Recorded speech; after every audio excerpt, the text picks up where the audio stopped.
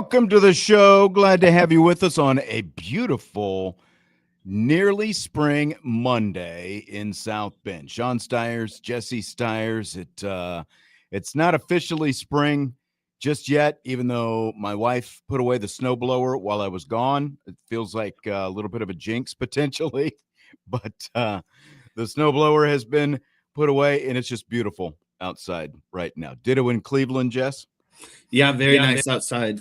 We went and took the dogs for a little walk before the show got started. So their first walk of the year, they were, of course, really bad, but we got through it.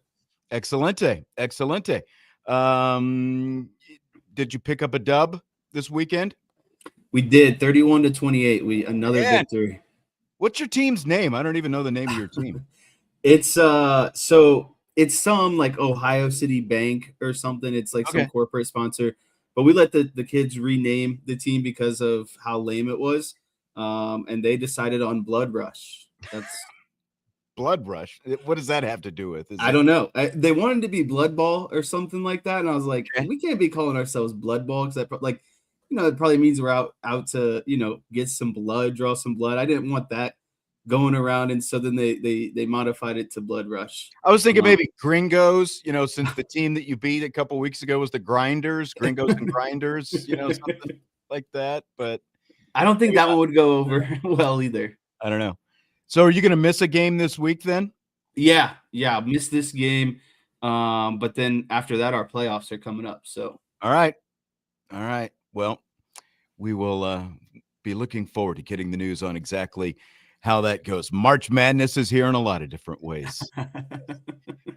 We've got some, speaking of which, we've got some Notre Dame women's basketball we're going to talk about here in a minute after the ACC tournament over the weekend. Fighting Irish back in the top 25 in the AP poll this week, in at number 22 after their 7-game winning streak that got them all the way to the ACC Tournament Semifinals. Talk about that in a second. Today, though, speaking of Blood Rush, like it's first day of NFL free agency, and the moves were coming left and right. Colts made moves, Bears made moves, Cowboys made moves. Literally everybody all over the league is making moves today. Highly sought after wide receiver Alec Pierce staying with the Colts, 4 years, $116 million.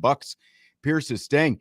It felt like, as much as you kept hearing his name all over the place, that he was going to go jump someplace else. I was somewhat pleasantly surprised, I guess, that Pierce decided to stay in Indy. What did you think?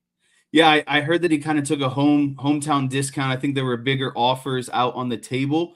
I thought, someone like the Patriots might end up with him after Stephon Diggs was released within the last week. But I'm in the same boat as you. Happy to see him stay in Indianapolis because he can only go so far in Indianapolis, and so it's better than him going to a division rival. It's better than him going to, heck, an NFC team in general. I was more concerned about Mike Evans going to the 49ers. It's like, oh gosh, another good player just goes to the 49ers. So that one made me a little bit upset. But does that really worry you though? Because can he stay healthy? Like, can he stay healthy enough to be a difference maker at this point in his career? He's been around forever now. Forever. Yeah, I think he's at least 32, 33 years old. Mm-hmm. Remember, he came out in that Johnny Manziel class, I believe, which is crazy to think about because Johnny Manziel's career was so short, and Mike Evans was obviously, the opposite, very long, a guy who might end up in the Hall of Fame. I think he's got at least like 2, maybe 3 good seasons left in him. I think so. But again, if I'm the 49ers, as much as I need offensive help, like you obviously lost Debo last year, bringing in Mike, if he's healthy, it's a great addition. But the question is, can he stay healthy? Because he's been hurt and he's past his prime at this point as well. I mean, good for him getting the money. The move not made is one that kind of surprises me. What do you think about Daniel Jones reportedly turning down 3 years and $100 million from the Colts? He's reportedly looking for $50 million a year. Daniel Jones, injured Colts quarterback. Danny Dimes, former New York Giants castoff, turned Minnesota Vikings castoff, turned Indiana Jones wants like 9 games. What would you say, like 12 games of good football with the Colts? Yeah. And now he wants $50 million a year. I think that's a little bit greedy. I would take that money and run if I were Daniel Jones. If I could trick someone to give me $33 million a year that with a resume that looked like Daniel Jones, man, sign me up for that. So I mean, I'm surprised they were even giving him $33 million per year. I thought that number would be closer to like 20, 25. But this is what happens when you reset the market that these quarterbacks do, because it gives, like, now these bottom tier quarterbacks are starting to kind of come up a little bit, and they're expecting some of that money. And I'd be remiss if I didn't say it about Pierce as well, because now what are guys like Jackson Smith and Jigba, Puka Nacua, George Pickens going to be looking for in a contract when Alec Pierce is almost getting $30 million a year, to be a, let's just call it what it is, a mid-tier wide receiver. He's not even in the upper echelon of wide receivers in the NFL. And that's the annoying part with the NFL, is we get so encapsulated with what guys potentially could be, but it's like, it's the NFL. If they haven't shown it to you yet, like, what makes you just think this $30 million per year production is just going to jump out of nowhere? So, and they all get overvalued because all these contracts are just based on, well, what did the last guy do? Right. And they all just keep going up and up and up. Another move for the Colts, over the weekend, they gave Blake Grupe, former Notre Dame kicker, a 1-year deal worth $1.4 million. He made all 11 field goals after he was brought in off the street with the Colts, and so good for him getting to stick around for a little bit longer. That's nice money for Blake Grupe. I mean, extending the life a little bit, former Notre Dame guy, getting a little bit of pocket change. That's good living, in my opinion. I think so too. Bears made some moves to beef up the defense. They signed Seattle Seahawks safety Kobe Bryant, 3 years, $40 million. They got linebacker Devin Bush from Cleveland, 3 years, $30 million, $21 million guaranteed to shore up their linebacker position. They also got Neville Gallimore, a guy we're familiar with, former Dallas Cowboy, a guy who's bounced around. I think this will be his 4th team in 4 years now, signing up with the Bears. More a depth guy, veteran presence. I don't know that he's a big impact type guy. I'd call him a nice pro, not a difference maker. But Kobe Bryant, that's a pretty legit move for them to go out and get him away from the defending champs. Yeah, I like that one, and I also like the move of getting Devin Bush out of Cleveland, a really good linebacker. Mm-hmm. If for the radio people, your hat could be confused for a Bears hat right now. It has been confused for a Bears hat. I was actually wearing this during the football season, and it is a throwback Boston Red Sox hat. So it's a navy blue hat with a red B. And a guy saw me at the store, but looks blood orange almost. He goes, "Go Bears!" And I looked at him like, "What are you talking about? It's not an orange bee that is red." No, but in all seriousness, I think it really fortifies the Bears defense. It gives them some depth on the side of the ball that I think, they wasn't as good as their offense down the stretch. And most importantly, I think if you're within that division, if you're the Packers, the Lions, and the Vikings, I mean, I'm kind of starting to get worried about the Bears. They were kind of the whipping boy there for, 5, 6, 7, 8 years in that division, kind of towards the bottom. I really think that the tide has turned with Caleb, with Ben Johnson as head coach. I think you're only going to start to see them get better and better. I think this last season was kind of the tip of the iceberg for them in terms of kind of full steam ahead. I think the Bears are going to be really good in coming seasons. I think these additions on defense show how serious they are about being a really good team. Not resting on their laurels, I am curious what they're going to do at receiver after trading away DJ Moore last week. And I know that there was some apparently DJ Moore and Caleb Williams, one, didn't get along very well. And I'm sure that, some of the stuff that you saw on the field, like the last play of that playoff game, there was some talk about whether, did he give 100% and all that kind of stuff. And there was some of that during the year, but I mean, he was still a productive receiver. So they're going to have to go out and get somebody. That's a pretty good void to fill for them, I think. Mm-hmm. A couple Interesting running back moves also made today. 2 veteran running backs finding new homes. And I'm curious what this means for Jeremiah Love, because Super Bowl MVP Kenneth Walker signed by the Kansas City Chiefs, who have the number 9 pick, and Travis Etienne leaving the Jacksonville Jaguars to go to the New Orleans Saints. And both of these teams, and the Saints, of course, pick ahead of the Chiefs. And there's been talk, okay, like, could these be landing spots? Now, I mean, after the combine, there's talk about would Love even last that long to begin with, but they both go out and get veteran guys. Do you think that Jeremiah Love has any chance of playing for either of these teams next year? I think that these signings make those chances a lot smaller. I think these are very bold and definitive moves. And I think that coming out of the combine, these teams got a very good idea of, where certain people are probably going to go in the top 5, top 10 of the draft.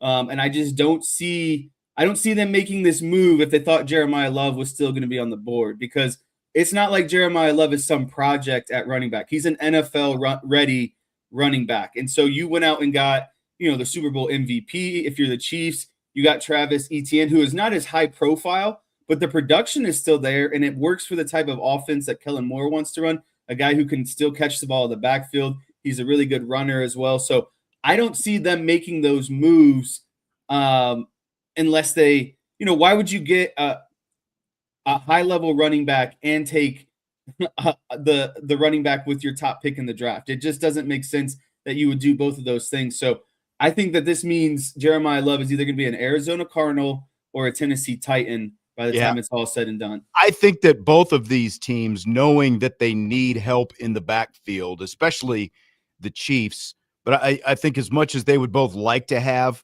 Jeremiah Love, I think that they are making sure that they have a more than adequate insurance policy in case they don't, because obviously they can't neglect it again. Yeah, like the Saints, in addition to Etienne now, they also still have Alvin Kamara, who's on the backside of his career, but that gives them 2 veteran guys. Like, if Jeremiah Love happens to fall to them, you can always, draft Jeremiah Love and cut somebody. Move some things around. Somebody. Yeah, that's exactly right. Like, I don't think that you would pass up on him if you had the chance, but I think that they're both thinking that there's, after the combine that he has, there's not a chance that he's going to get that far.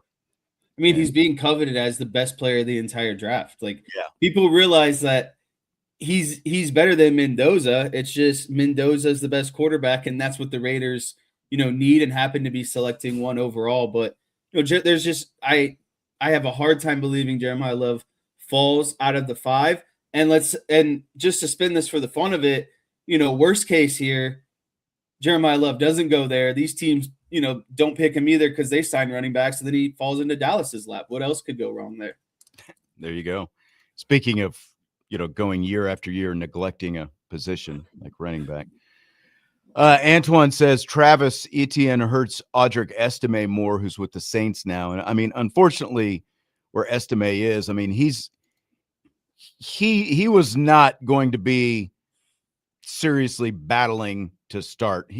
Estime, as much as we both love Audric Estime, he's just battling to stay on a roster now because he's already on his 3rd NFL team in 2 years. And, that's just kind of, and he's had a hard time holding on to the football. And that's kind of where Audric is right now. He's battling to make a team. I think we both had pretty high expectations for him, and it just hasn't worked out for him so far, either in Denver, Philly, maybe a little bit more in New Orleans, just because there were opportunities. The reason he ended up there later in the season is because there were opportunities, and they lacked depth there at the position. Hopefully it swings for him. But, again, it's like they don't sign Travis Etienne instead of giving a younger guy like Audric Estime more opportunity if they felt like he's someone that they could rely on for those opportunities. Yeah, I think he'll get definitely a shot. I think he'll definitely be on the training camp roster. And I think it helps that Audric got to see some playing time at the end of last season, because of injuries, because of depth issues on the Saints, and he capitalized on that situation. So he's definitely going to have that opportunity in camp. He just has to continue to prove himself, and hopefully had a really good offseason where he got better. So they have no reason to cut him. And I think it's important that he did it with a team like the Saints, because you can almost build a home, right? Like you can kind of set your tent up a little bit, and as long as you continue to prove yourself and work within that system, a young system with a young head coach, a young quarterback, you guys can all kind of rise together. So he just needs to capitalize on his opportunities, basically. Yeah, I would agree with that for sure. And then probably the one of the bigger, in addition to Travis Kelce saying that he's going to re-sign with the Chiefs for year 14, that was kind of a big announcement, because was he going to test the waters and all that kind of stuff? But Kelsey's going to stay put with the Chiefs. Miami Dolphins. Miami Dolphins released Tua Tagovailoa, that in a move that is going to cost them an NFL record $99.2 million in dead money against the salary cap. And then so that just shows you how much they don't want the guy, that they're willing to eat that much in dead money, call it good this season. But they also went out and got Malik Willis too. So they took that dead money, and then they also signed even more money at the same position with Malik Willis, which is, and I get it because the Packers' new head coach came from Green Bay, so there's some sort of connection. But like, why, if you already have that much in dead money, why don't you just draft a quarterback? Like, Malik Willis isn't a Patrick Mahomes, a Josh Allen, even a Jalen Hurts. Like, he's not going to turn your team around in 2-3 seasons, and you're giving him a good amount of money on top of that dead space. Why not just have a rookie contract quarterback while you build everything else around it? I don't know. I'm going to go too deep into this, but it just seems like you're giving up Tua for Malik Willis, really? You've got a new head coach and a new, like Jeff Hafley, new head coach, came over from the Green Bay Packers. Malik Willis was with Green Bay, so you've got a better athlete back there. Whether or not he's going to be able to win more games, I strongly doubt. It feels like he's kind of a transition guy as they look to build their organization up. Bobby Hensley's going to be in the second hour. I doubt he'll have anything insightful to say, but I'll ask him anyway. He's a Dolphins fan, is my point. But Tua signed by the Falcons as well, which again is like, okay, you've got a veteran behind Penix, so you're getting rid of a dinosaur veteran in Cousins, and you're bringing in a little bit younger veteran quarterback who also has a history of concussions, by the way. So I think Penix's days are numbered, to be honest with you. I think Cousins and Tua have a better chance than what Penix does at the end of the day. I mean, those guys are the same thing. Injury prone, lefties, gunslingers,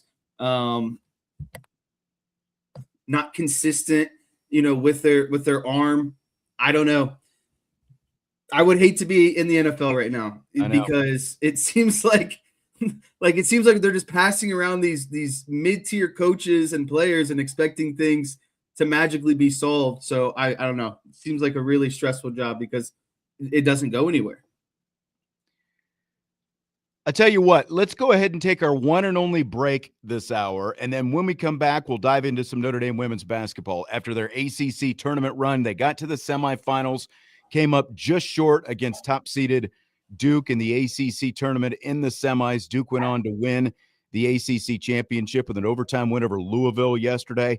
Again, the Fighting Irish in the top 25 this week.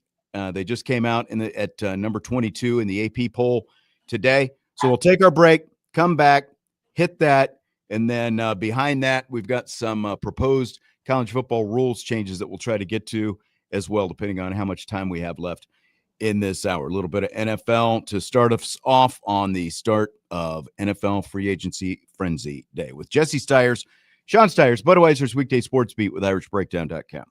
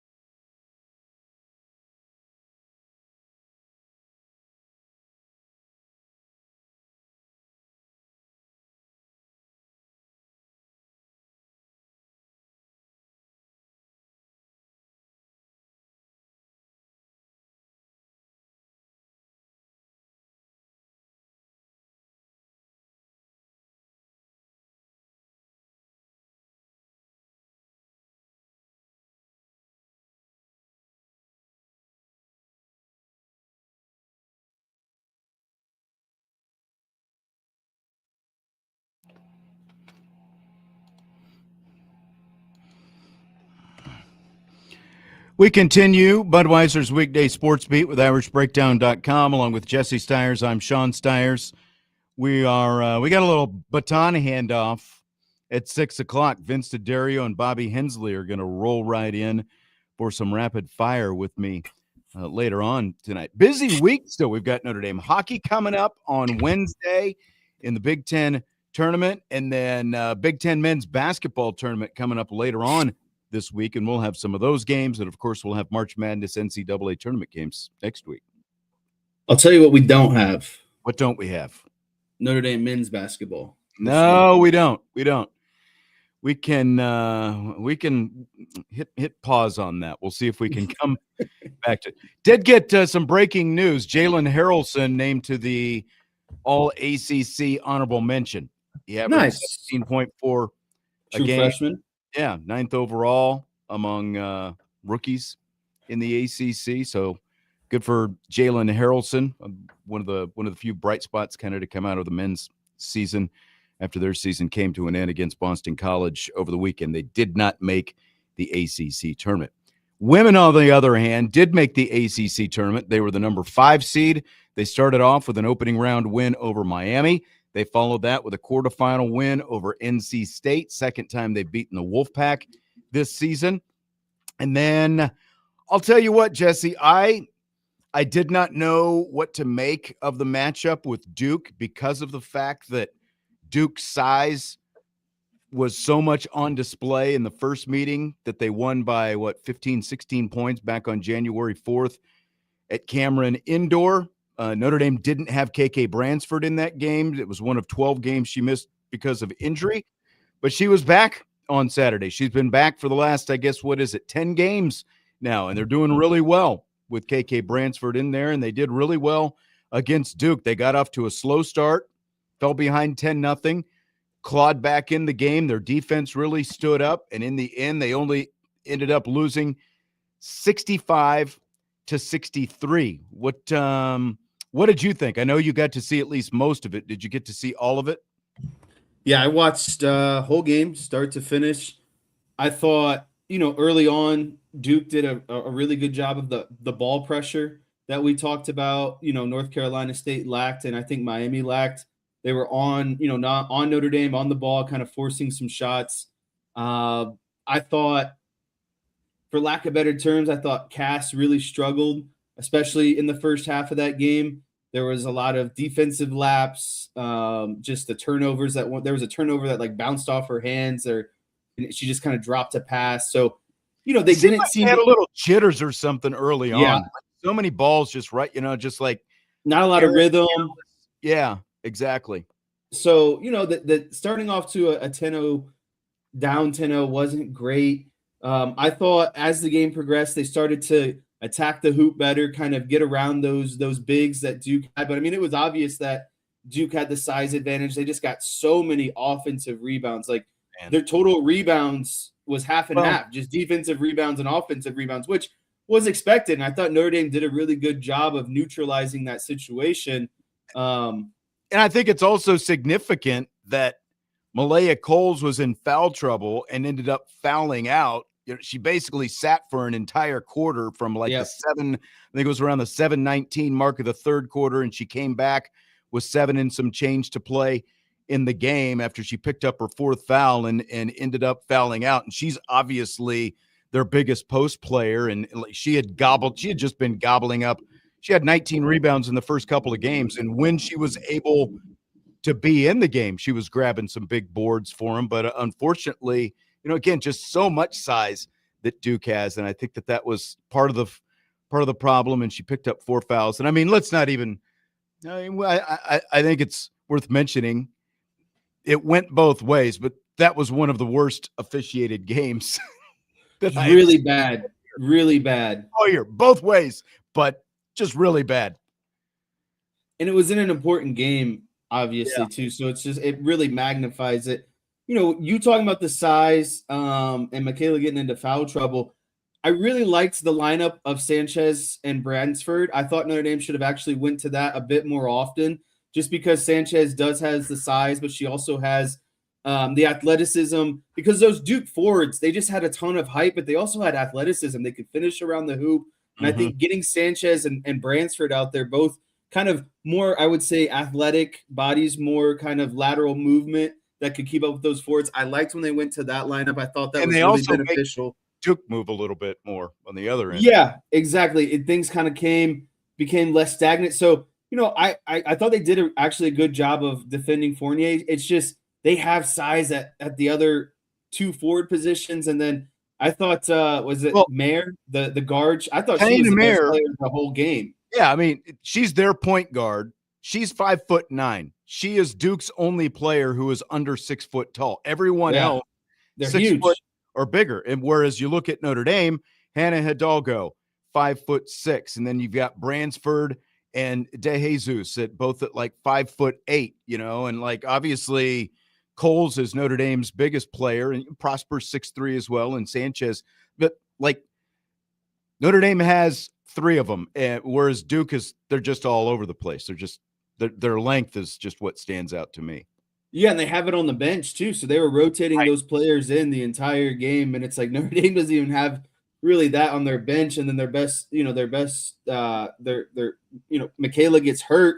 Their best big, or not hurt, sorry, gets in foul trouble, and it's just kind of a vicious cycle. But Notre Dame got through that. They made it a good game. I thought Hannah played well. I didn't think she played absolutely her best game ever. I thought actually Notre Dame's other guards, Vanessa De Jesus, and Ayanna Moore, I thought they did a really good job of hitting really big shots, especially De Jesus. She hit a lot of big threes in that game. I think kept Notre Dame in it, kept Duke from kind of going on those big runs. Notre Dame regained the lead late too. Like that, I think that escaped some people too. They took the lead. And then kind of Duke grabbed it, towards the end again. But I thought Notre Dame's guards played really well. I think Cass Prosper really struggled. Michaela getting in foul trouble really hurt. Yeah. Sorry, Malaya. But yeah, that's where the game really, really fell, in my opinion. And Duke's a really good team. The next day that game went to overtime. So it's like Notre Dame beat Louisville. They lost to Duke on one possession, and those teams meet in the championship and have to go to overtime to settle it. So I think it shows kind of where Notre Dame finished this season at. And I think that by the fourth quarter, especially with Coles out and, you're basically with a 6-person rotation with her out, and it's your third game in 3 days, I felt like that kind of like you could see some of that late in the fourth quarter. And I want to talk about the final sequence of the game because, okay, Hidalgo has hit that 3, so now it's a 2-point game. They're down 65-63. Notre Dame's got the ball in their front court. There's like 53 seconds left. Hidalgo gets into the paint. She's got a defender towering over her, so she kicks it out to the left wing to Cass Prosper. She misses a 3. Hidalgo grabs an offensive rebound that, ends up like she tries a 3. Prosper gets a rebound.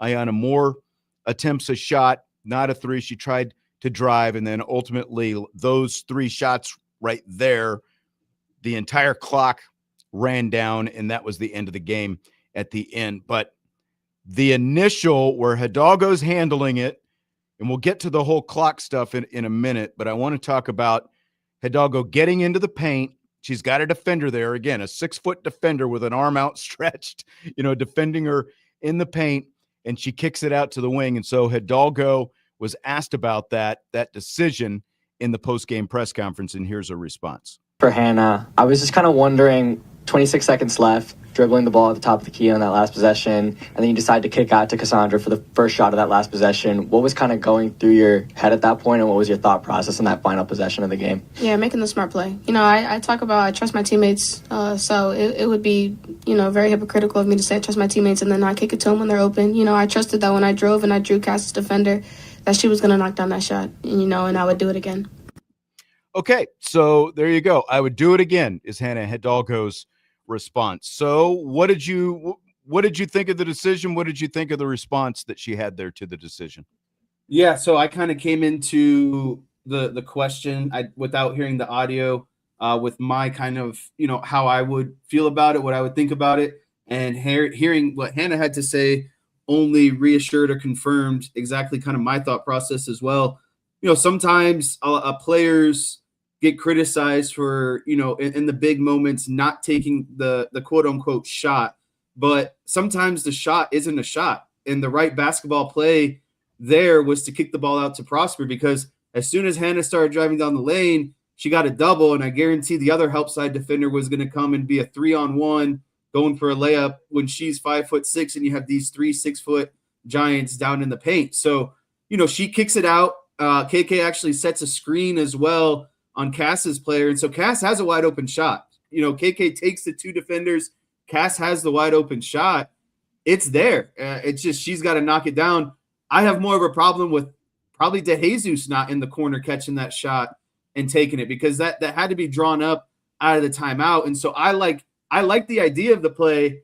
I just, Cass Prosper isn't my at the top of my list to hit a 3-pointer to potentially win the game. Of the players who are on the floor, you've got Hidalgo, Prosper, KK Bransford, DeJesus, and Moore. Those are the 5 on the floor. And DeJesus and Moore, and in the reverse order, Moore and then DeJesus, are the 2 best 3-point shooters of that group of 5. Now, Hidalgo had just hit a 3-pointer, but she's only hitting like 25% for the season. Ayanna Moore is up around 40%, and DeJesus is like mid-30s. And to your point, I agree with what you're saying, like setting up Prosper out there. Like, honestly, you talked about Sanchez earlier. If I'm going to, I have no problem with Hidalgo's decision, for one, because she starts off, she tries to go right. Jackson cuts her off. So she goes into the paint, and Jackson is still there. She's got nowhere to go, and she's got a wide open defender out there. Like, people are always accusing Hidalgo of trying to play hero ball and all this stuff. Hero ball would have tried to just, keep that thing and eventually, ultimately just having to eat it because it's stuffed in your face, because you've got a 6-foot player with her arm outstretched over you and you've got nowhere to go. Her only move would have been a spin move trying to go back to the right again, and I don't know how that was going to work out. So she kicks it out to a wide open player. Honestly, I would rather have seen Sanchez in that situation, because Gisela Sanchez is hitting 50% from 3 for the season, and she's been on a tear over the last 10 games from 3. So like, if I want my best shooters on the floor, which obviously they had it set up where they were going to try to win the game, I would have rather had Sanchez out there and probably had Cass down low, like to rebound if there was a miss. That would have kind of been what again, it's all hindsight, but that's kind of the direction that I think I would have gone. I would have wanted Sanchez out there on the floor, because percentage-wise, she's my best 3-point shooter, and she's been killing threes over the last 10 games.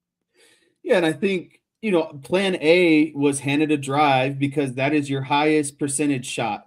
Hannah finishing around the rim is your best shot as a Notre Dame offense. If they take that away, what becomes the next best shot? It was the kick out to the 3. And to your point, I would have at least rather had Sanchez there to take that shot. And then, Cass misses, and Notre Dame grabs maybe their first offensive rebound the entire night. And they get a second shot at it. And that was a complete, and then they ended up getting 3, because Cass misses, Hidalgo grabs the first rebound. She backs it out, takes the 3 with Fournier in her face, and it's like up there forever, and it hits off the back iron and the backboard, and then Prosper gets another offensive rebound and kicks it out to Moore. Personally, again, all these things happen so fast, but I was a little bit surprised. I know Moore was deep on the wing, but I was surprised she didn't just catch and launch there. She should have. It was better than the shot that she ended up taking. Right. But like we were talking earlier today, it sure looked like Toby Fournier fouled Hannah taking that 3-pointer to me. I didn't think that there was a landing zone. Hannah came down on her leg and ended up falling. That's the whole part of the rule. You can't close out and not leave a landing spot. But, the chances of them calling it in that situation with the refs on that given day were very slim. But, it came down to a 1-possession basketball game, a really good basketball game at the end of the day. I think it kind of encapsulates, where Notre Dame has come probably since they went on that, 7-game streak, 9 out of their last 10, really since the last time that they played Duke, so like you book in starting with Duke, finishing with Duke, and just seeing the growth between now. They're at AP, top 25 team now. They're going to get a good seed. And if I'm anyone in the tournament, I wouldn't want to play this Notre Dame team. I think they still have a lot of momentum. They obviously have the best player in the ACC, one of the best players in all of the country. I still think this team has a really good shot to make the Sweet 16 and go even further than that.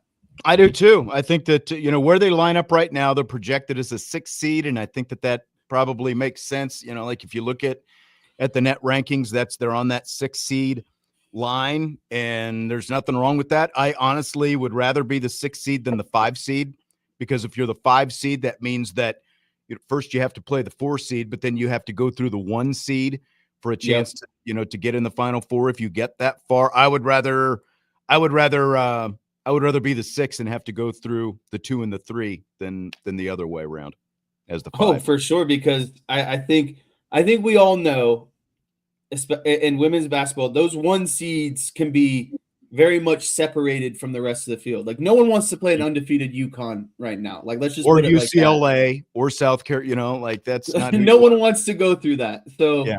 I'm in the same boat as you. I would rather be a 6. Completely agree.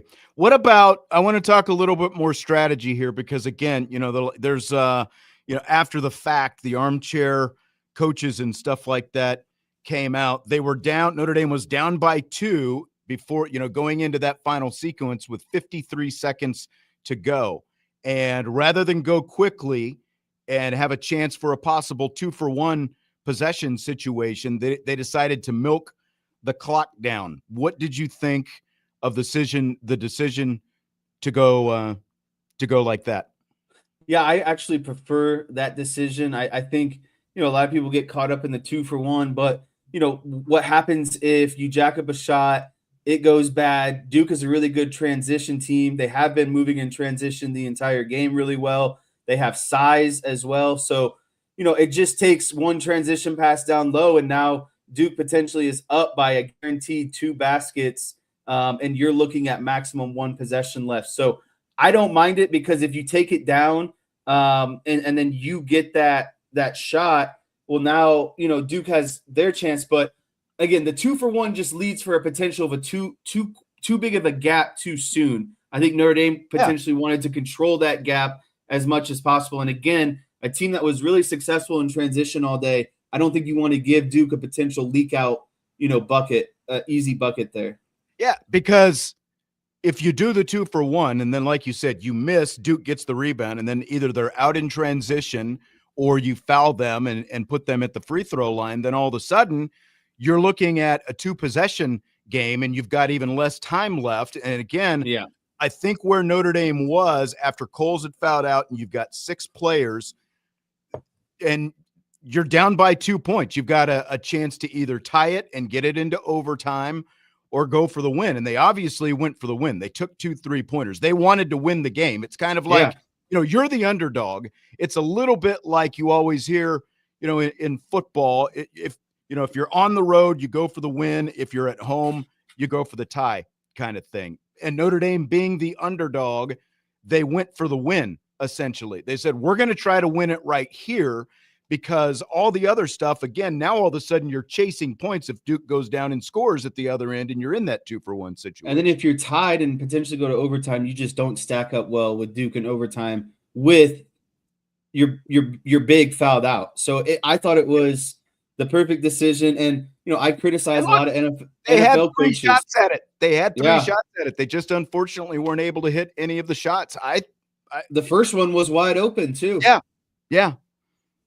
Just, if you're able to execute a little bit better, the strategy was perfect. Just unfortunately, they weren't able to hit any of the 3 shots. And again, we can talk about the second shot, the 3 by Hidalgo, where she probably deserved to be at the free throw line. But as bad a day as the officials had, I think that you're going to have a hard time getting them to make the call, and they obviously didn't make the call. Bad day, by the way, for Rod Creech, a local guy who was officiating that game. But, by the way, the spray tan and the hair dye game are on point, I guess, for him. So, but he's got that. Are you turning into Brian Kelly on me? Just execution? That's what it was?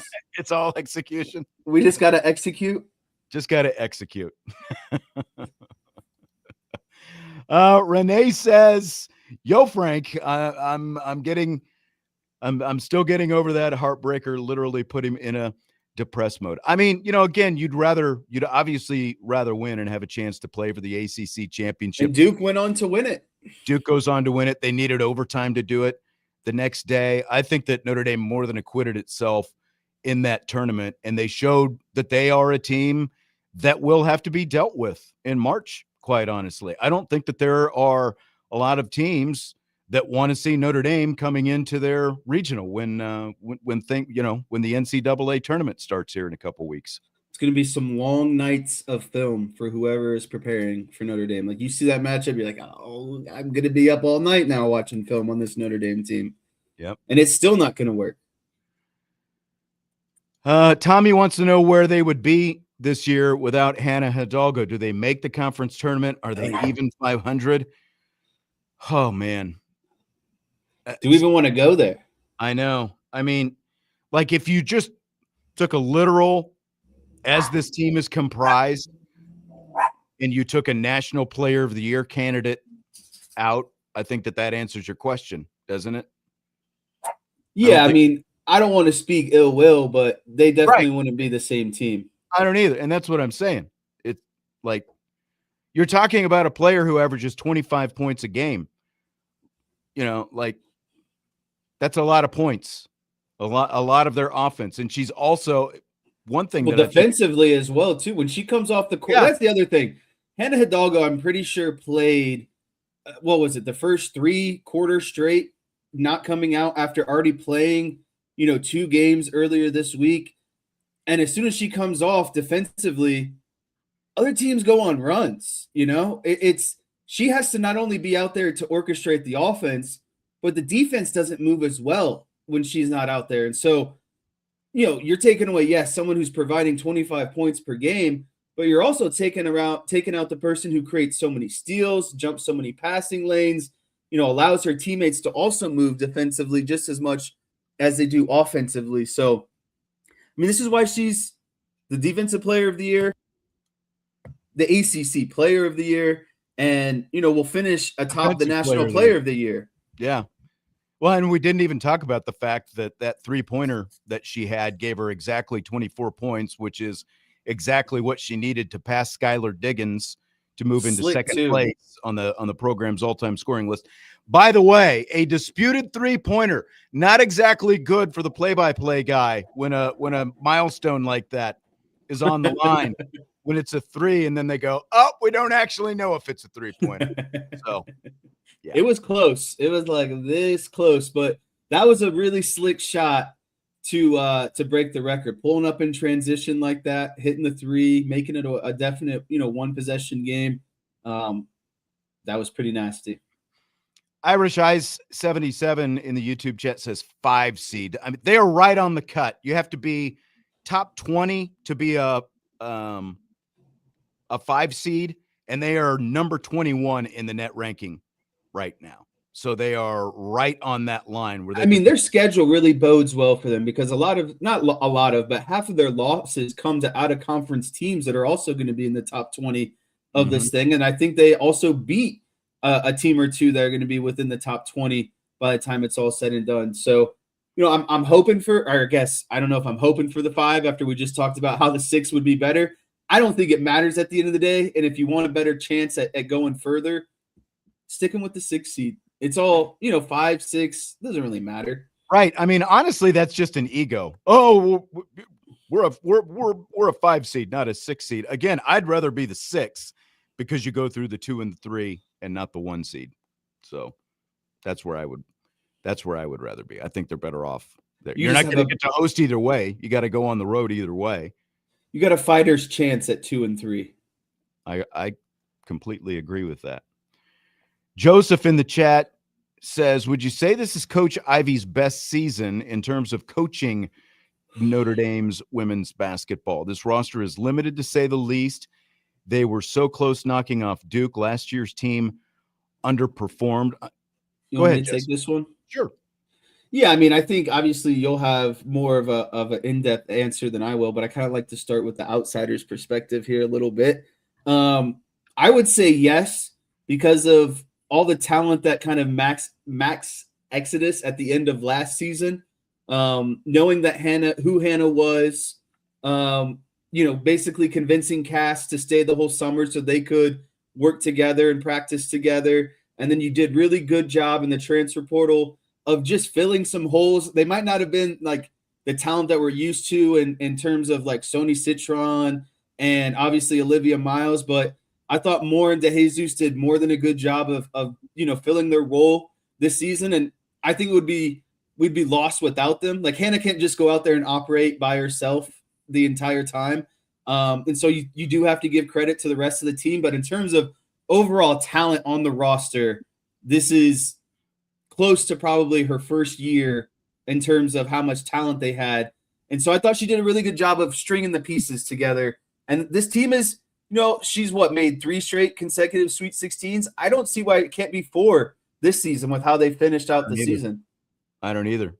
And maybe that they could get past it, like that's the thing is sometimes your most talented teams don't do it. And then the teams that have the least amount of expectations slip their way into the Elite 8. And I won't be surprised if that happens this season.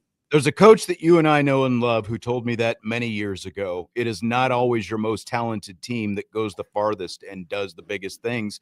Part of the whole deal, like look at Kansas State on the men's side a couple of years ago. They got to the Elite 8 and everyone was great. Like they had a good season. Okay. Well, part of what happens in the tournament, it happens much more often in the men's tournament than the women's, but we have started to see more upsets in the women's tournament happening as well. Part of what allows you to keep advancing in the tournament is other upsets, and then you take advantage of those upsets. A big part of, that's a big part of tournament success, and another part of it is, just what the matchups, how the matchups play out. Is the team that you play a good matchup? Oregon State a couple of years ago, as talented as Notre Dame was not a good matchup for them.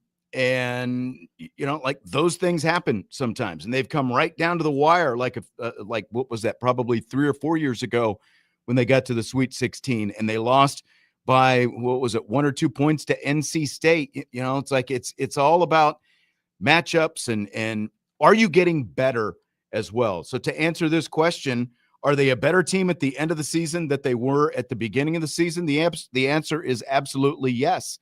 And you can also look at, this is the first roster where Niele Ivey didn't have just a roster chock full of Gatorade State Players of the Year and McDonald's High School All-Americans. She's got the least on this roster that she has 3 had. of them left at the end of last season. Right. So yeah, so like getting this team to this point, they have obviously gelled and figured some things out. And as I've said before, getting Bransford back is a big part of that. Obviously, she's one of the McDonald's All-Americans who is on the roster, but she was out all of last year because of injury, and she missed part of this year with another injury. Getting her back, though, like the way that they are able to defend on the perimeter and just all of the little things. Better rotations. Yes, the rotations are better. And yes, exactly. I wanted to make one more point because my time is ending here soon. I think the biggest thing that you see this season compared to last season is, we talked about the talent, but I think everyone this season knows their role and they play their role really hard, and they play super well as a team. The egos are more or less kind of left at the door. And most of them are very high IQ players as well. Yes, I think last year some of those egos weren't left at the door on a game-by-game basis. Correct. And I think they just were too clashy. And this year you just have a team. There's no egos. It's just a team that knows their role and they know how to play together. And the more that they've played together since Bransford has been back, they found that kind of fluidity, and now you're really seeing it. And, look, a lot of people want to blame the player who is still on the roster for the clash of egos and all those different things. Look at last year's ACC awards release. Hannah Hidalgo and Olivia Miles both got first team All ACC. But what did the headline say? Hannah Hidalgo, ACC Player of the Year and Defensive Player of the Year. That was a really tough pill for another player to swallow.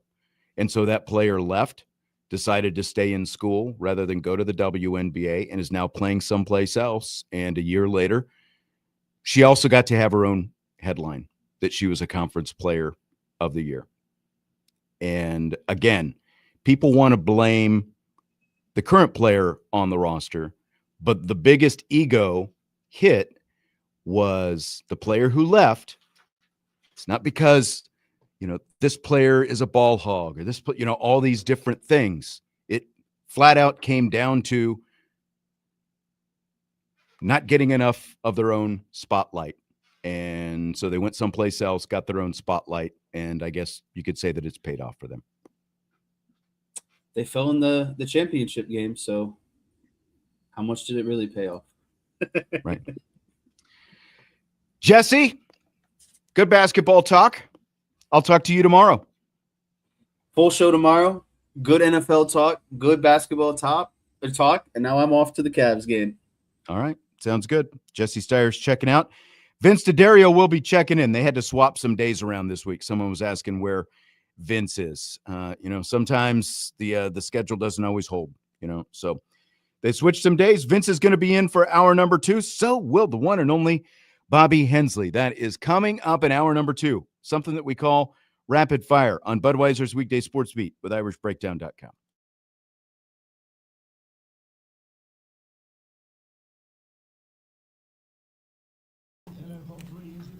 Here's what you need to know. How's it going?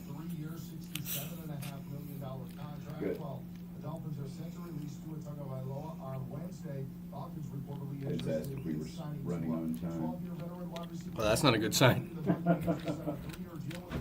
They actually fixed the thing in here for the audio. Wow. Somebody did something today.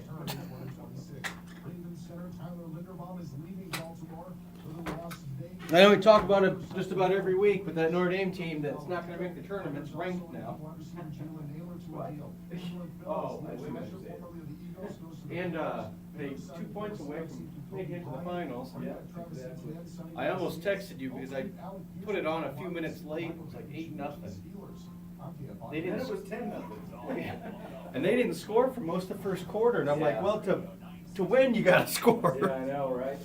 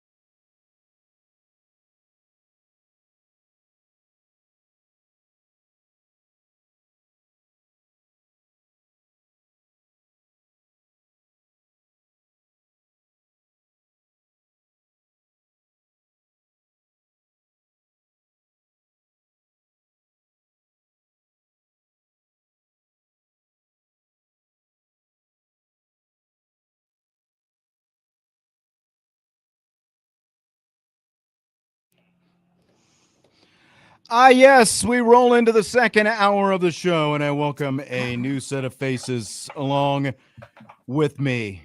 Faces and voices, I guess I should say, since it is radio and video. I'm Sean Stiers, and I am joined by Vince D'Addario and Bobby Hensley as Jesse scoots on out. How's everybody doing today? Well, it's always a surprise on Mondays when Bobby shows up. Every single week I forget that he's going to be on. Every time. That says more about you than it does me. I didn't say it was a pleasant surprise. I just said I forget every week. Every week. That's a nice shirt you got on. I like that. Let's go. What's that? I like your shirt. Well, thank you. It's track season. Got to be ready to roll. It's one of the best schools I ever went to. It's where I learned all my good information. You didn't spend any time in the dean's office? No. Okay. I flew under the radar as much as possible. Kind of like now. That's fair. Yes, as long as you don't leave your mic open, you get to fly under the radar. I don't know what you guys were talking about, but it was an exciting moment over there in the chat. The YouTube chat lit up right away. Hot mic. Everyone was hoping something would get said. Nothing really bad did. Dang it. Well, Bobby, as the resident Miami Dolphins fan, we come into this. No Tua, Malik Willis. Oh boy, is your guy now. Like, where are you on all this? How are you feeling about right now? A change needed to be made. I don't know if Malik is the right move, but it's going to be Green Bay South in Miami now with their old assistant general manager taking over as the GM for the Dolphins, bringing in Malik Willis.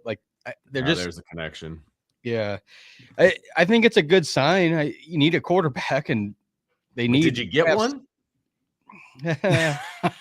I was looking at it this way, trying to be optimistic. I think he had a good time filling in Green Bay, and he got thrown out so early in his career that maybe he's mature, he's learned, he's going to be better than he was. He's evolving. I don't think he's reached his ceiling yet, maybe, and I think that his floor is still above where Tua was. I don't understand. Do the Dolphins really think that this is going to help them win more games? Because Tyreek Hill is also now gone. So you've got Tua and Tyreek Hill both gone. You're eating almost $100 million in dead money now against the salary cap for releasing Tua after the league year began. So it just feels like, okay, if you really didn't want him that much and your goal is to potentially get a better draft pick next year, just keep him around for one more year. So you're not paying two guys for basically the job that half a guy is going to end up doing. Cause I don't think that they're that much better off with Malik Willis, if at all. I guess, again, the positivity is it's something new. It's a little bit of a breath of fresh air. So at least you got something that maybe you can build on. It's a different style. You have a different coach. Maybe I could put on a flowery shirt and call it new. It doesn't mean it's the right choice. Well, for you, it might be. I've followed them. It's the same as my baseball team, the White Sox. I think all of us have been around teams where they know they're not winning. And it's Great frustrating analogy. With the ownership of both, because every move you make, because they also traded Minka Fitzpatrick this morning as well to the Jets. So the dead money, whatever, are they going to win? No. That division is going to be tough in the future with the Bills still being good and the Patriots again getting better. So I think they just kind of are like, okay, so we're a low to mid-level team. We'll just play into that. We'll get a low to mid-level quarterback.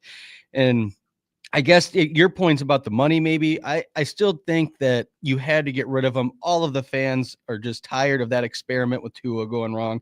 It's so wild how he went from being such a heralded prospect for the NFL to just dropping nothing. And I don't know if it was play calling, because they kept making him throw screens and short little passes over the middle, and he was known for his deep ball coming into the league.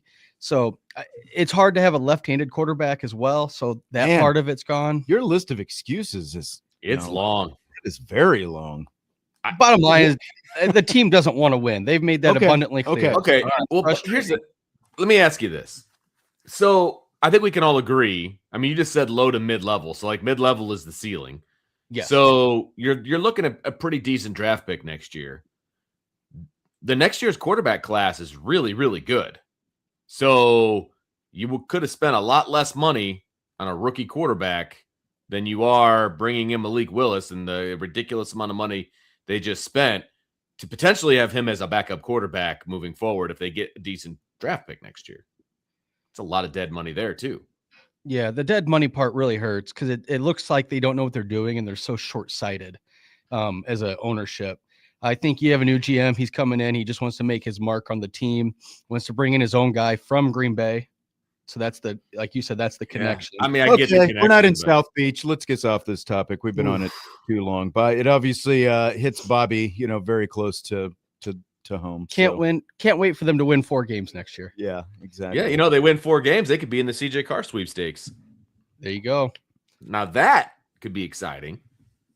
But Yeah, we'll they get there haven't next messed up a quarterback pick since they passed over Brady Quinn for John Beck. National college football reporter Tom Fornelli says Clemson is dead. Do you buy or sell? Notre Dame is going to regret signing their long-term scheduling deal with the Clemson Tigers, Vince.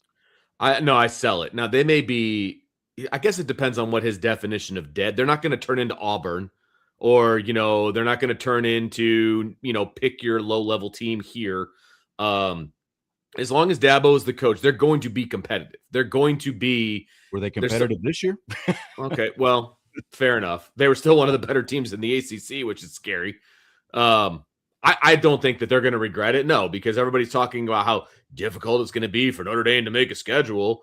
And they went out and they signed a big deal with a team that at least has a logo that people recognize and they have star power, and all that. They have, they are considered, if they're not a blue blood, they're right at that next tier underneath it. I mean, they've won national championships, obviously. And so I don't think they're going to regret it. No, I mean, they're better than all the other teams that Notre Dame has on their schedule at the moment. So I still think it's a good deal. I think I buy because of what you said, Sean. How long is he going to be coach? Because his trending on Clemson last year was brutal. They're going down, and he's the only one that refuses to transfer and use the portal. Now, he finally did go out. He did this year. Do some this year. But he's tiptoeing in, and is he too late and too far behind? Yeah, he's dabbing his toe. Dabo's dabbing his toe in there. But I'll say to Vince's point, it's kind of a weird definition, dead. There's still a logo you're going to realize and a good win for the next few years. So the long level of this, it's hard to tell, but the next few years, there's still going to be a good game on the schedule. I don't know what it's going to look like at the end, but college football is going to be different in 5 to 10 years. So it's really hard That's fair to say. It's a 12-year deal, right? That starts here real quick. So, and this is my point. I don't think for the short term, they're obviously going to regret it, but for the long term, I think they do. I mean, Dabo was already going on 2 decades at Clemson, which in the world of a college football coach, a head coach specifically, that's like 5 lifetimes right there. Nobody lasts 20 years anymore. And the way they're trending right now, if he has 1 or 2, if he has even 1 more year in the near future, like the one that he just had, because like he already was making the comments, about, let him go out and see, get someone else if they think that, this isn't good enough or whatever. Well, I got news for you, man. Eventually they do. Nobody lasts forever. And I do think that by the time this contract gets to the middle, I think that Clemson is going to probably be a very average program because I do think Dabo is going to be gone. And I do think that it ultimately comes up and bites them because you've already got people criticizing the strength of the schedule. And once Dabo's gone, I don't see it being anywhere near what it was like 3 years ago. Maybe the win isn't as marquee as it used to be, but even calling them dead, this is the first time they ended a season unranked since 2010. So it's 1 year. Yeah, it was terrible. I think next year says a lot about the future of their program and where they're going to be at and whether this matchup helps Notre Dame. The dead part is they're dead at having a possibility to win the championship probably, but they're still a fringe playoff team. They've been making it at least every other year. At their peak, they obviously were one of the top programs of the nation, and they've slipped from that. But I don't think that they're dead.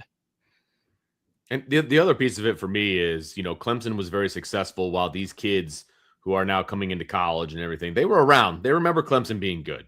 And so they're not a distant memory of good yet. So I think there's still a window here, right? And it doesn't necessarily have to be with Dabo. They could get rid of Dabo and bring in a good coach that could resurrect, them into being a national powerhouse and all of those kinds of things, because they've got the facilities, they've got the ability in the conference that they're in to win it every year, So, I mean, there's still a lot of pieces in this puzzle that are together that can still take this team to where they are a perennial conversation piece when it comes to the national championship. Yeah, I just they were not an elite program prior to Dabo. They were not. I agree. So I guess that's part of my point. Is like, I agree. Well, they do have all those things right now. They're in such a small spot. They are a national brand right now as long as he is there. But again, they were a lot of people's pick to win a national championship this year, and they didn't even make it to the college football playoff. They fell flat on their face with a guy that everyone was talking about, like a top 5 type quarterback and all these different things and all this talent that they had on the roster, and they more than underachieved. And so I guess that's my point. And that's my concern / question going forward is, again, in the world that we live in, Dabo has one more year, like he just had, especially considering the reluctance that he has had prior to this offseason of going out and getting guys via the portal to help turn things around. Like, I think that that brand can fall off just as quickly as it rose with him running things. It's like Vince said, though, you need you need games against these kind of programs and teams. Like, it won't be a win that'll catapult you to number 1 in the rankings, but a win over Clemson would still mean more than probably like a win over Stanford out of the ACC, or like Vince said, there's still, well, again, now the conference but what happens in 4 years if they're just a 500 team every year, like a lot of teams in the ACC? Well, unfortunately, they don't team up to spruce up their schedule in other places. I don't think it's going to take that much for them to be one of the top ACC teams, though. That's the thing. Like, I think regardless, they're still going to be up towards the top of the ACC, because I don't know that there's anybody in the ACC that's challenging them right now on a consistent basis. Yeah, but I mean, that's a relative term as well. So, at the top of the ACC can mean, okay, you're 9-2 every year, or 9-3, I guess. Right. So, okay, it's better than playing Virginia every year.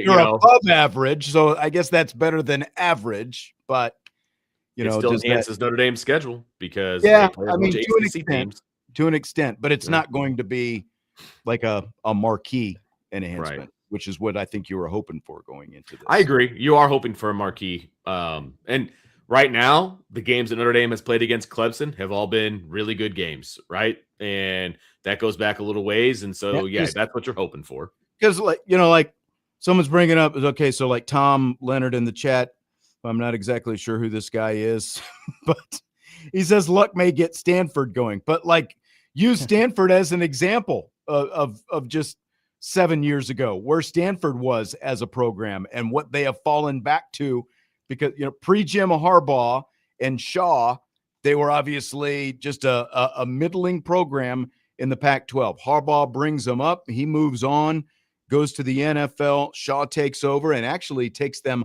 up a level for probably 4 or 5 years, and then the drop off was pretty steep when it all crashed in.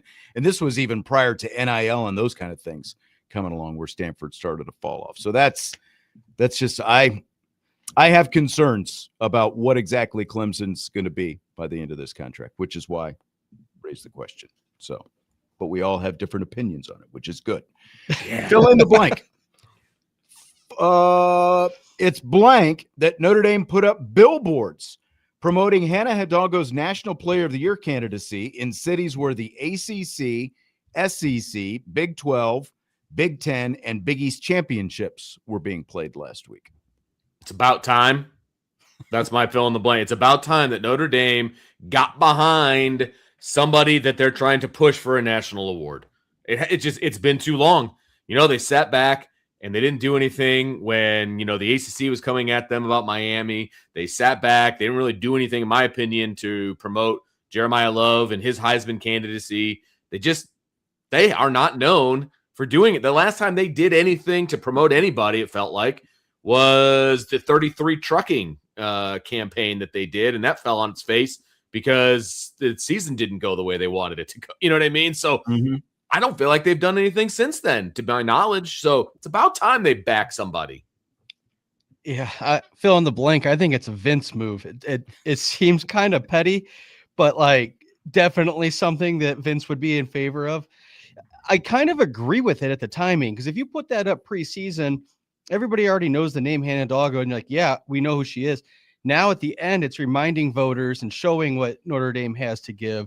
So the timing of it, to me, I think actually makes sense. Plus, you have all of the teams in those cities. It's not just like you put it in one market and then there's like one game, so two teams see it. So I kind of like that you're putting it where the tournaments are.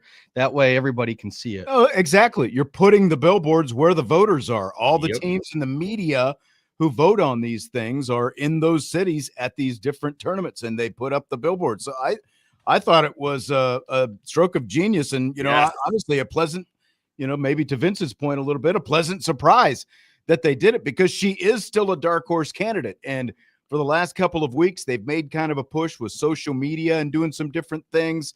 Like they rolled out Marcus Freeman. Was that last week prior to the ACC tournament, or maybe a little bit before that even? They've got Marcus Freeman talking about it, Hannah Hidalgo. It's like, hey, use your most high-profile guy on campus and have him talk about Hannah Hidalgo. He does sit front row and actually watch the basketball games right there when he's got a chance. So I think that it is, it was a great move. She is still a dark horse. I'll be curious to see if this makes a dent, because she's definitely gotten a lot more attention recently with a lot of the stuff that she's done and that hot streak that the team went on at the end of the year and getting to the ACC semifinals. So great move, I thought. It's awesome too, because 2 weeks ago we were talking about if she deserves ACC Player of the Year just in the conference. Mm-hmm. And then here we go at the end of the year, crunch time. She's showing up. She's playing out consistently like she has all year. And now she's a dark horse, a nominee or up there for Player of the Year nationally. It's just funny how quickly it goes up. I guess that's the Notre Dame star. It goes up and it goes down pretty quick. Ooh. Man. Well, sometimes I'm saying like you win a few games, they move up very quickly. They lose a couple games, it seems they fall out of favor, and Sure. they're everything's bad and the world's crashing down. I mean, I felt like she's been overlooked for national honors all year just because the team wasn't at the same level as some of these other players. So yeah. And Justin in the YouTube chat says foreshadowing for CJ. I mean, I would hope so. Like if CJ Carr is having that kind of year next year, and you're plastering those things around for Heisman Trophy and that kind of thing. Well, that's got to help like NIL stuff too, because if you can tell a guy like, hey, if you're having a great year, look what we've done for these other athletes to promote them even more. I think that's just a win all the way around for every program. Fill in the blank. Former LSU and Notre Dame coach Brian Kelly was on Sirius XM radio at the end of last week. We didn't get the chance to talk about this because we had a short show Friday and we ran out of time. It's blank that Brian Kelly told Danny Cannell and Dusty Dvorak that LSU's current roster is being paid north of $40 million. It's sour grapes. That's what it is. It's sour grapes, because he's classic BK. He's already putting out there. Here's why I couldn't win. Yeah, it's exactly right. They didn't support me like they're supporting Lane and da, da, da, da, da. He's the built-in excuses are already there, and it's March. It's March. Come on, man. Here we go. Well, it's March, and what team's he coaching this year? So it's not even like he has anybody that he doesn't need to. He's getting paid millions of dollars to sit on his can. Yeah, that's a good gig if you can get it. I think it's hilarious because $40 million and they won 9 games. And you talked about Clemson, but I know a lot of people were talking about LSU coming into the season. They bought a lot of players. It was their push, their big year. They were going to be definitely a playoff team, maybe a championship team. And then how fast it all fell apart, and then to get petty and start throwing numbers around. And I don't know. And you got to remember, you're still coaching kids. These are kids. Just leave it alone. I don't know why he's even talking. They're professional kids. It's just amazing to me. Out there? Like, I think this is the first interview I think Kelly has done since he was fired at LSU. It's true. And he waited and he came on, and what does he do? He just he just starts doing BK stuff again. He just whines and complains about all the things that are cooked against him. Now he never had a chance because he didn't have all these opportunities. Okay, so your roster might not have been getting 40 million last year, but I guarantee it was making over 20 or 25. Yeah, they had plenty of talent. Yeah, there was tons of talent on that roster, but it's just always an excuse with Brian Kelly. If I just have this one more thing, things will be perfect. Well, sorry. And like you said, he's sitting on his own stacks of cash right now, Vince. So like, what has he got to complain about? He's got houses all over the country that he doesn't even know what to do with. I mean, the built-in excuses. It was the same way this time, this time of year for him is where he begins the built-in excuses for the upcoming season, spring. It's, oh, well, I don't know. We got this, but I don't know if we got this, I mean, every single year, it was the same thing with him. Every single year. And sometimes we wouldn't get the excuses until fall camp, but most of the time it was in the spring. This is just, it's like a clockwork for him. It's like clockwork. What are the excuses? Well, here we go. We got some excuses built in. So it'll be interesting to see if he ends up, behind a desk, talking about college football or something once the actual season rolls around, and what kind of excuses he can make when he has to talk about LSU or Notre Dame or something else and try to be that neutral party that's just talking about college football. I don't think he can do it. No, it's like they said in the chat. He can't help himself. He just He keeps getting these excuses, and every time he talks, you just see more and more. He just seems sleazy to me. It's ugly. He's fallen out of favor nationally and off of Notre Dame and off of LSU's programs since he left Notre Dame. It's just been a steady decline in his popularity and his approval. Not that it matters, but he hasn't produced anything. Yeah. And for him just to whine about this, it's pretty typical BK, like you guys said. So. I just love that this is how it turned out, though, once he got to LSU, just because of the way it began. Yes. And all the pushback from the LSU side of things about it, like Notre Dame is going to fall apart now that Brian Kelly is gone.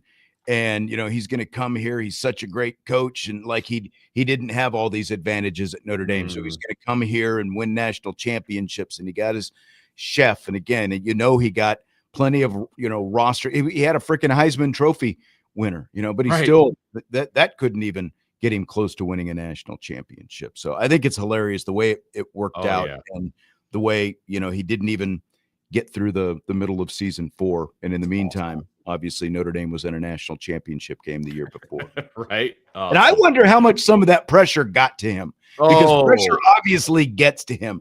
I wonder how much that got to him and led to his own demise after seeing Notre Dame get all the way to the title game the year before. It was a huge part of it. There's no way you can convince me otherwise. It was a huge part of it because he's always worried about what people think. And he's just always. And come on, man. You leave a place and you say you couldn't get it done there because you didn't have this, and this, and this place does have it. You're failing based in LSU's eyes. You're failing. I mean, that's what's happening. And the place that you left is better off now than they were when you were there. I think sleepless nights. It's pressure all the way around. It's pressure on him because he's they're doing really good up there. And then LSU's thinking, why did we hire this guy when we're not doing any different than we were before? And the program he left, they're doing a lot better and they're looking better. They're growing. They're every day. Recruits. That's right. Yeah. So I think that on both sides, it just double was bad for Brian Kelly. And the end of it was, I think a lot of people would have, if you had said this was going to happen this way, a lot of people go, I could see it, but we didn't expect it, if that makes sense. So I think it's pretty awesome. We all hoped it, though. We all saw this scenario, and we're all that's what we want, but rarely do we get what we want. I will say, I hope that he does get an analyst job, and I want to see him squirm when he has to talk about LSU and Notre Dame. Save that. We'll come back. We'll talk about, I got one more Brian Kelly question coming up after this break. Budweiser's Weekday Sports Beat, Rapid Fire, IrishBreakdown.com.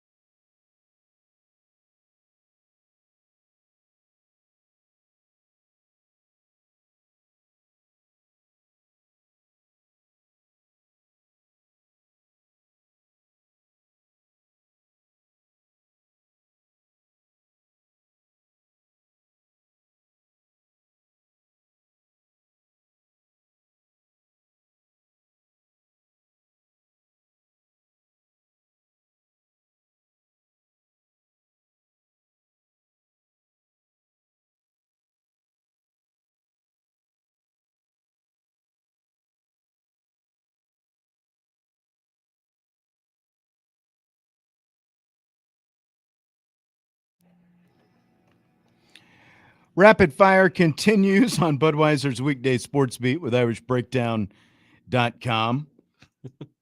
Our own Adam Schefter standing by. Vince, any late breaking trades that just came through the wire? No, not that I'm aware of. Okay. When the boss calls, you you pick it up. Oh, gotcha. All Mm. right. Vince took a little call there during the break. It was our own BD. So BD. All right. yeah, All right. you know. Oh, I forgot you were on the show. Rapid Fire continues. Vince D'Addario, Bobby Hensley, Sean Stiers. So we were just talking about Brian Kelly. He says that he's ready to. Brian Kelly says he's ready to coach again if the right situation comes up. He's 64 years old. Now, we were just talking about analyst. Do you think that he is either a coach? Is he what happens first? Does he coach again? Does he get a job as an analyst? Does he do either, neither, both? Like where are you on this? What's the path that Brian Kelly's career takes, Bobby? Well, the interesting caveat you put in there was if it's the right situation. What's the right situation for him right now? If someone offers him a job at any level, I guarantee at somebody's asked. You know what I mean? Like the tires. Yeah. I think he'll be an analyst first. And it's not because of his personality, but it's ratings gold. Because like Vince said last segment, if he has to talk about LSU, that's ratings. If he has to talk about Notre Dame and Notre Dame or LSU, or both of them are making playoff runs, and he's a part of a panel that he's been a part of all year, and he's stuck and he has to talk about him, I'm sure they'll coach him on what to say and they'll make it nice and sound good. But come on, tell me that wouldn't be worth watching and tuning in for on a Saturday. So at least he'll be an analyst for 1 year just because of the ratings. And then every year after, his appeal will go down and more the more he's visible. I think it's interesting that he took this interview. To be honest with you, he could have just sat back and played golf and just ignored the outside world for a while. And I don't think anybody would have cared either way. You know what I mean? But it's interesting to me that he took this interview when he did, because it feels like he wanted to get his name out there again. Like, hey guys, don't forget about me. So I feel like he is going to take some sort of if it's not an analyst job, you're going to see him popping up on these radio shows, giving his opinion, like that kind of stuff. I could see that. He'll take another head coaching job. Like he's too full of himself not to. He doesn't want to end things the way that they've ended at LSU. What level does he take? Like what type of job? That's the question. And that's, I agree with you that he doesn't want it, but he has coached at Notre Dame and LSU in his last two stops. And then obviously you go back Cincinnati and Western Michigan. I don't see him going to a group of 6, for example.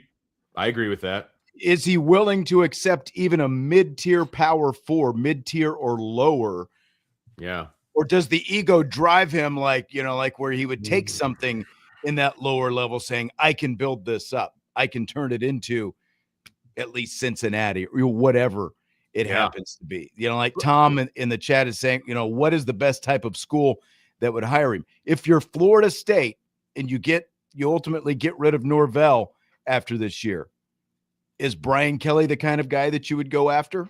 I could see it. I could, because they're not good right now. And he could get them to where he got Notre Dame before he left, right? I mean, he could get them to a 9-10 win team all the time. I mean, he is a program builder. Absolutely. Look, what he did at Grand Valley, what he did at Western, what he did at Cincinnati, what he did at Notre Dame. Like, he brought Notre Dame from a pretty low place back up to prominence as far as, winning 10 games a year, right? He could do that at Florida State. I could absolutely see that. I just don't think that he's going to be able to take any school to a national championship. I don't see that.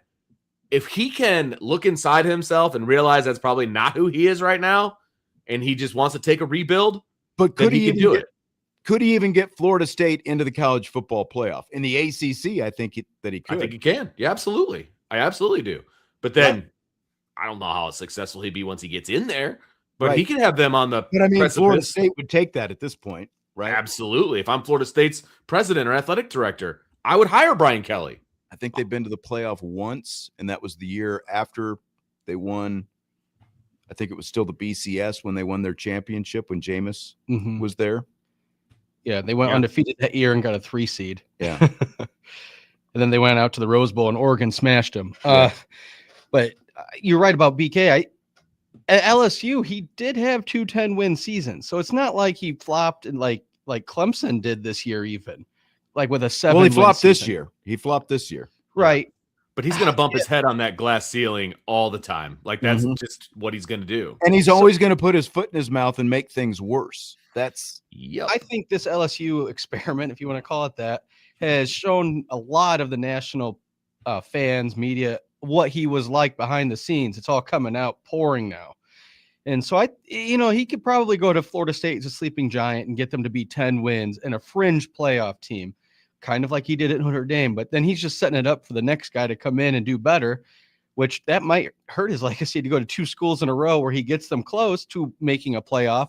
And then the next guy pushes him over the edge and goes even further with them. I think that'd be fun to watch. I'm here for anybody that doesn't like BK. I didn't either, but he can coach. It's not, he's still, his resume isn't completely terrible. He's a program builder.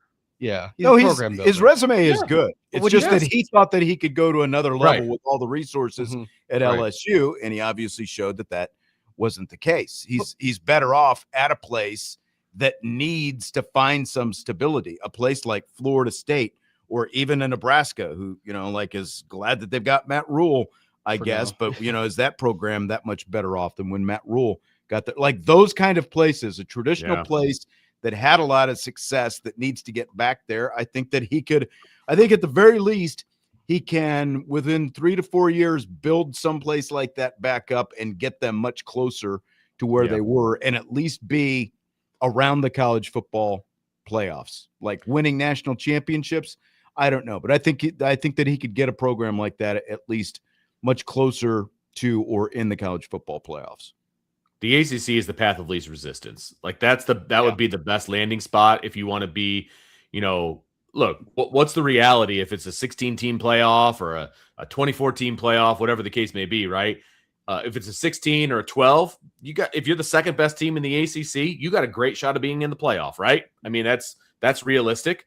And so if that's the goal, if the goal is to be the second best ACC team, continuously make it into the college football playoff, that's very doable. I've always said, even though the Big Ten is harder to make that case, right? You gotta be better in the Big Ten than you do in the ACC. I always thought like a Michigan State would be a perfect spot for Brian Kelly. He's got roots in Michigan, successful in Michigan. Yeah. Michigan State it has a history, right, of being good, but I don't think anybody realistically thinks Michigan State is going to be competing for national titles. But if you can consistently have them in the conversation, I mean, they might build a statue for him there. A place like that in the Midwest, that kind of a deal. Obviously, he didn't fit in down in the bayou. Like that was not going to work. Now, if he goes to, Tallahassee, for example, just to Florida State, yes, that's in the South. That's a different kind of in the South than LSU. Like the bayou is a way of life. Tallahassee isn't necessarily that. So I think he'd be okay down there. But he's a Midwest, East Coast type guy. So I think the ACC is a good fit. See, like I always think of a program, something like South Carolina. Like, where would he fit in? Like, could he elevate that program? I think that would be some sort of a spot that he could feel good about because, success. They're above 500 when they're at their best. The other thing we're not bringing up is I wonder how much with kids and recruits and this negativity of Brian Kelly from the way this LSU situation went, how much does that harm him moving forward? Does that make some of the recruits just a little uneasy going to play for him? And if that's the case, it's going to be harder for him to build another program. Yeah, I know it's short-sighted, but that's his most recent data point. Getting fired from LSU mid-season on a year they were supposed to be really running at the championship. Justin says they would love him at BC. There's no way he would take the BC job because there's no facilities. There's not enough resources there. Right. He would not go into that situation back in his hometown, I don't think. Like He's not going to go someplace where there's nothing. Like, not in today's world. You have to have some kind of financial backing from your administration. I don't think Boston College has it. How much longer do you think Luke Fickell has? I mean, he's going to be on the hot. I think he goes into this season on the hot seat. Could that be a landing spot for BK? I think I could see that. Yeah, it would make some sense. You know what I mean? That would be a good spot because it's a program that has success that he could build and make them even better. And they got facilities there that, they've got tradition. Does anybody think Wisconsin's going to be knocking on the door of a national title? Yeah. But if you could get them 10 wins a year, I mean, Whiskey would be very happy with that. Yeah, I would agree with that. Fill in the blank. The Lou Holtz, Mark May era of college football coverage on ESPN was blank. My childhood.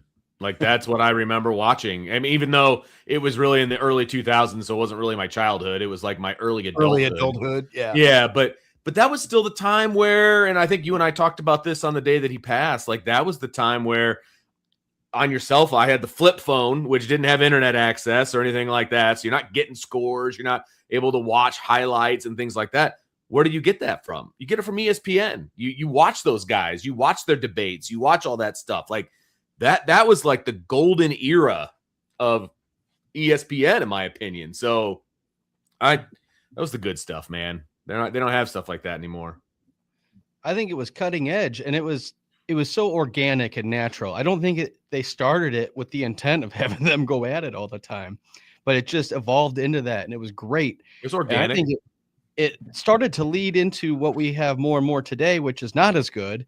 It's the talking heads all the time, all day long on ESPN. But that one was different because it was organic. The personalities were great. I disliked Mark May so much because I just was all into Lou Holtz all the time. But it was cutting edge because nobody was doing it at the time. And exactly. They were sort of the forerunners. Like, there was obviously your PTI and some of those different shows, but they moved it into college football. And now all of a sudden, as you said, organic, they had the debate.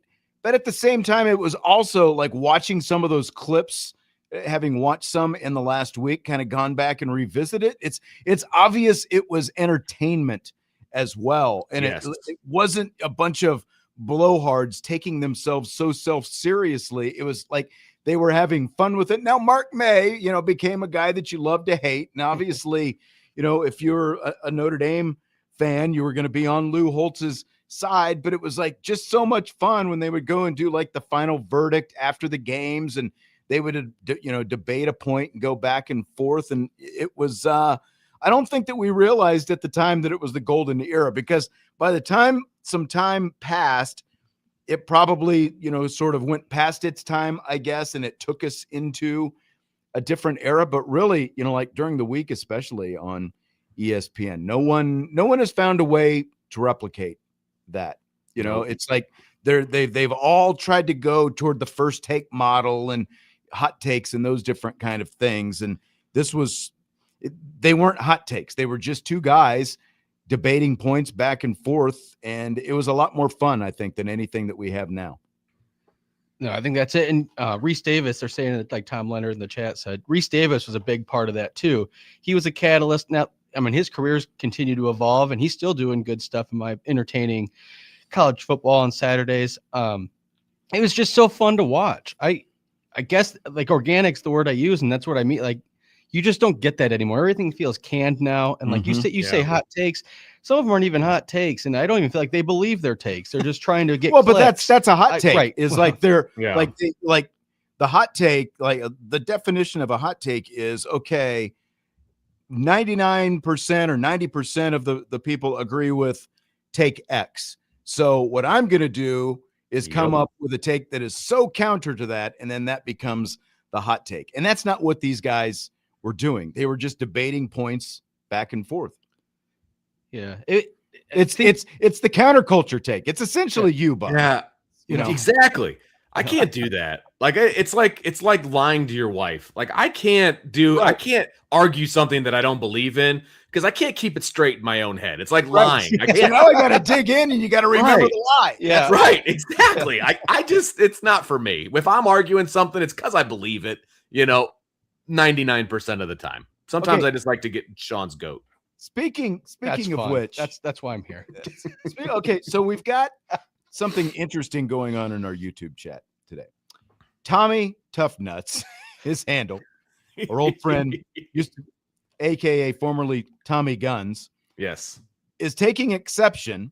He wants me to block this person that's going by the handle Tom Leonard because that's Tommy's real name. So we've got the actual Tommy and someone going by Tommy's name, Tom Leonard, in the chat, and Tommy wants me to block him. Well, the problem is this Tom Leonard hasn't done anything so egregious other than use the name. So how do we block this? What do we do with this, Vince? It's just identity theft. I mean, that's really all that it is. Can Tommy prove that you're actually the original? Right. Tommy? Maybe the other one's the orig. I don't know. Yeah. And it's like the Spider-Man meme where they're standing there pointing at each other. Who's the real one? I don't know. Yeah, Spider-Man meme. It's funny. I don't know. I don't know what to do with any of this. Yeah. All right. I've got this Top Gun question that I've been wanting to ask for a little while. First of all, Top Gun Maverick. Okay. Everyone who listens to the show on a regular basis knows where Vince and I stand on this. Bobby? Oh, no. Top Gun Maverick. He said, oh, no. That means he hates it. This isn't going to go well, is it? So you're not in on Top Gun Maverick. The thing about Top Gun Maverick, I had never watched the first. All right. So, I turned his mic off and he kept talking. Go ahead, Bobby. Well, I'll just try. It doesn't matter. You can still hear me. I'm in your studio. Top Gun. I'd never seen the first one before I saw Top Gun Maverick. I couldn't believe how much I enjoyed the first one. And then I watched the second one. I still thought it was incredible. I thought it was a solid 8.5 out of 10. I enjoyed it. It was just a good movie. The first one held up too, though, by the way. It does. But the second one I thought I just enjoyed it. It was one of those movies I put on just feeling like, well, everybody's watching it. And I actually was like entertained the whole time. Not a lot of dead zone. So where's the whole, like, you seemed like you were going to go with your hot take counterculture take. Like, what's the issue that you've got here? I don't know. Usually when I like something, you hate it. So okay. I wasn't sure. Oh, so you just assumed it. So we all like it. We all like it. Okay. Well, that's good. Well, I want to ask one more quick thing before I think you've got a follow-up. Which one is better, the original or the sequel? I say the original. The second one's, it's not a big fall off, but I think the original is what set the whole franchise into motion. And it, like I said, the fact it's held up for 35, 40 years, that's what's incredible about it for me. I don't know if Maverick's going to hold up all this like the same way. Here's my question. How do you watch TV? Because I think that I have seen, like, I watch TV the way it's meant to be watched. I have cable. Your eyes? I have cable / satellite. Okay. And I put up the guide and I scroll through the guide and I see what's on. And if Top Gun Maverick is on, I will scroll up on it no matter, so like no matter when it is. And then I'll say, okay, I'm going to watch for 10 minutes. And then the next thing I know, watch the whole thing. There's Maverick and Rooster at the end going back to the carrier together, So I have seen parts of it probably at least 20 times now. Like that's where I am. Vince and I, we love this movie. So like, do you watch it like that? Or Vince, like, do you get that same experience because you're more of a streaming guy? Like where, like, has your experience with it been more limited because of that? My experience is different. I don't check the guide anymore. I really don't. Okay. And so what I'll do is I'll go on whatever streaming service or on my smart TV. A lot of times they'll just have a bunch of movie suggestions depending on what app it's connected to or whatever. Mm-hmm. And sometimes Top Gun Maverick will be on there. I'll be like, yep. Boink. So like if it's suggested to me, I generally hit it and I'll watch it. You know what I mean? So I'm not jumping in like it's live TV. Bobby, we're running out of time here. Bobby, how about you? No, I love it. It's a perfect Saturday afternoon movie. Like you say, I'm clicking through the guide, waiting. I find it and I'm like, I'll hit play for a little bit. And then there goes the next 2 hours. And it's, exactly. And I don't know how many times, because it's been on one of the premium channels for the last month and a half. So it's been on and on. And like my wife and I, did it the other night, where it's like, oh, Top Gun Maverick's on. Okay. So there goes an hour and a half. But like, I can safely say from the time that Maverick and Penny get on the sailboat at this point, because I've seen it so many times, it's like from there up until it's time for him to make the final test run, like I can pretty much skip that part at this point. Like that's the from there to there. Yeah, the test run is friggin' awesome. I love that part. They're like, they're all digging in, But you can go make a snack just before that. I'm going anyway. It's like, okay, Maverick is back. Classic Maverick breaking the rules. Set the clock at 2:15 and let's rip that sucker. Turn and burn. Let's go. All right. I just wanted to know. So, like I said, I like every time I scroll up, I'm just stuck on Maverick if it's on. I get it. So, yep. Not a bad watch. All right, Bobby, enjoyed you tonight. Probably more than usual. Vince, good to see you as always. I'll see you in a couple days. That's going to do it for tonight. Budweiser's Weekday Sports Beat with IrishBreakdown.com.